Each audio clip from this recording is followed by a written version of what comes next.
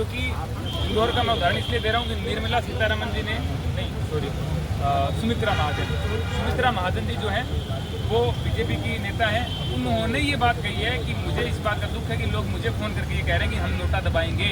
तो लोग समझदार हैं कि हम इस चुनाव में नोटा को वोट करेंगे, क्योंकि आपने लोकतंत्र के साथ खिलवाड़ किया है। तो वाराणसी की जनता में अगर 10 लोगों को भी ये लगता है कि भाई ये गलत हुआ।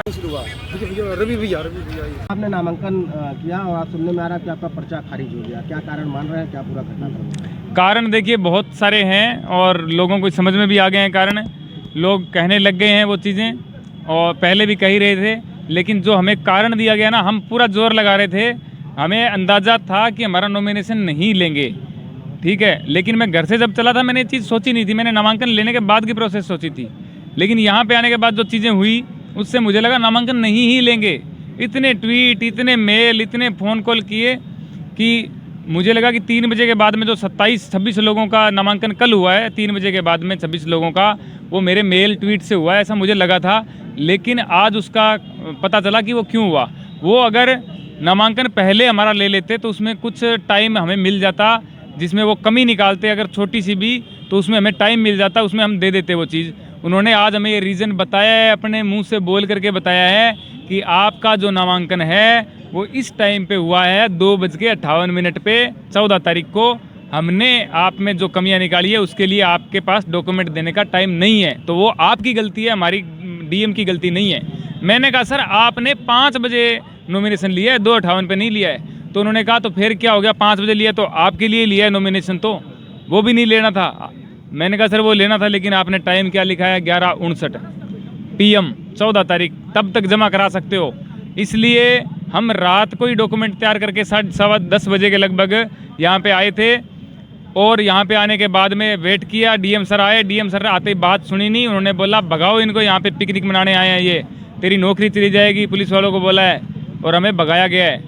फिर हमें लगा कि हम रात को तो नहीं, टाइम गलत लिख दिया होगा, सुबह पहुँचते हैं। सुबह आए, यहाँ पे कोई नहीं 11 बजे एक्सेप्ट कर रहा, कुछ भी नहीं चीज़ें। फिर लाइन में लगे हैं सब लोग, सब प्रत्याशी जो कल थे वो लाइन में लगे हैं। बारी नहीं आई है 3 बजे तक, बारी नहीं आई। फिर 3 बजे बाद धीरे धीरे एक एक करके सबको अंदर लिया है और सबको बोला है कि आपने शपथ नहीं ली, आपके अंदर ये कमी है, वो कमी। डॉक्यूमेंट पेश कर रहे हैं, आज सारे लोग डॉक्यूमेंट पेश कर रहे हैं कि सर 24 घंटे भी नहीं हुए, हम दे रहे हैं डॉक्यूमेंट। कहते हैं आपके पास टाइम ही नहीं है। बताया गया आपके नामांकन पत्र का खारिज होने का शपथ नहीं ली सर, शपथ नहीं ली ये कारण बताया। जबकि मैंने देखा बाद में, क्योंकि मोदी जी जब शपथ ले रहे थे हम तो यहाँ पे लाइनों में लगे हुए थे, तो मैंने बाद में देखा कि मोदी जी को शपथ सर दिला रहे हैं, और ये शपथ दिलाने का काम जो होता है वो उनका होता है। मैं पहली बार चुनाव लड़ रहा हूँ, अगर मैं ये बोल दूँ कि मैं चुनाव लड़ूंगा, लड़ना चाहता हूँ, तो भी चुनाव आयोग मुझे लड़ाए, ऐसा नहीं है मैं।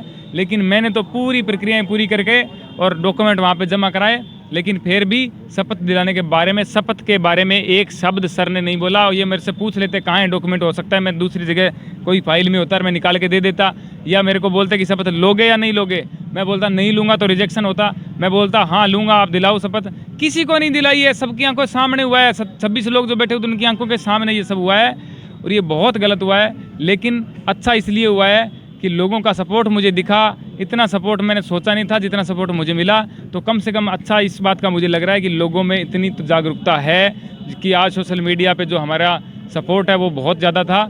और दुख इस बात का है कि जो चीज़ हमें लगी थी कि ये हो रही है वो वाकई में सच है, और वो 15 दिन पहले ही सामने आ गया। एक मैं यूँ पेंसिल से पेंटिंग बनाने की कोशिश कर रहा था कि एक देश की इस टाइम की हालात की पेंटिंग बना के दिखाऊं। वो पेंटिंग जो है चुनाव आयोग ने प्रिंट करके दे दी है, बोले आप रहने दो बनाने को, ये ले जाओ, लगाओ, दिखाओ सबको, 4 दिन में काम हो गया आपका, निकलो इधर से। ये बात है। अब कहाँ पे किसको सपोर्ट करेंगे? आपने क्योंकि कल कहा था कि अगर चुनाव मैं करता हूँ तो ठीक है, नहीं अगर मेरा पर्चा खारिज होता है तो मैं यहाँ से जाने वाला नहीं हूँ। सर जाने वाला नहीं हूँ, मैंने ये बोला था जाने वाला नहीं हूँ, लेकिन जो चीज़ें हो रही है, मुझे हर कोई यहाँ का जो अच्छा बंदा है ना, मुझे आकर के बोल रहा है श्याम जी आप किसी को जगह मत बताओ, आप यहाँ से जो है ध्यान से जाओ, आप बाहर निकलो, ध्यान से निकलो, आप पे बहुत ज़्यादा थ्रेट हैं, आप संभल के रहो, ठीक है। और मेरे पास हर जगह से फ़ोन आ रहे हैं। जब नामांकन नहीं हुआ था उस टाइम आ रहे थे, नामांकन हुआ तब हमें हौसला हुआ कि चलो ठीक है, अब कोई दिक्कत नहीं है। तो अब जो चीज़ है, मैंने तो ये भी कसम खाई थी कि गंगा मैया में डुबकी मैं तब लगाऊंगा जब मेरा नामांकन एक्सेप्ट हो जाएगा। अब तो एक्सेप्ट भी नहीं हुआ, लेकिन अब ये थोड़ी है कि माँ से नाराज़गी कब तक हो सकती है सर। माँ है गंगा मैया तो, और बेटे तो हम भी गोद लिए हुए हैं ही। मोदी जी अकेले थोड़ी हैं, कह के चले गए। लोकतंत्र तो जिंदा रखो यार।